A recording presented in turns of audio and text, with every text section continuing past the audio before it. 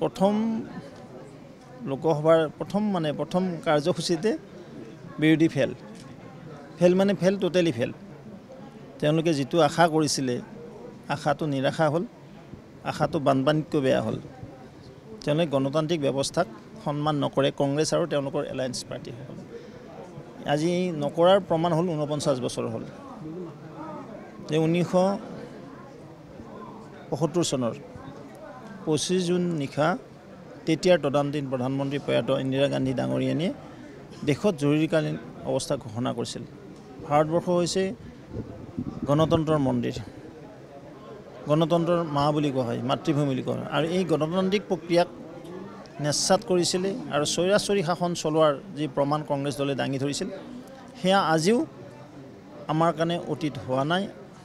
আজিও কংগ্ৰেছে এই একে কেৰেক্টাৰে দেখুৱাই আছে ভাৰতবৰ্ষৰ জনগণক আৰু সেইকাৰণে আজি সমগ্ৰ ভাৰতবৰ্ষতে ভাৰতীয় জনতা পাৰ্টি তেতিয়া জনসংঘ পৰৱৰ্তী সময়ত জনতা পাৰ্টি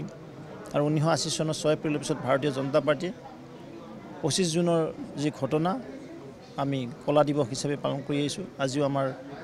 দলৰ ৰাজ্যিক কাৰ্যালয়ৰ লগতে আমাৰ অসম জিলা কাৰ্যালয়ৰ হেডকোৱাৰ্টাৰত কলা দিৱস অনুষ্ঠিত কৰা হৈছে আৰু কলা দিৱসৰ জৰিয়তে আমি ভাৰতবৰ্ষৰ জনগণক অসমৰ জনগণক কংগ্ৰেছৰ সেই চৰিত্ৰ উদঙাই দিবলৈ সক্ষম হৈছোঁ কংগ্ৰেছ দল যে গণতান্ত্ৰিক প্ৰক্ৰিয়াক কেতিয়াও সন্মান নকৰে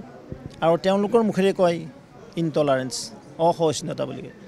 অসহিষ্ণুটো দল হৈছে কংগ্ৰেছ দল তেওঁলোকৰ শাসন ব্যৱস্থালৈ অসহিষ্ণু আৰু আজিও সেই কথাটো তেওঁলোকে প্ৰতিপন্ন কৰিব বিচাৰে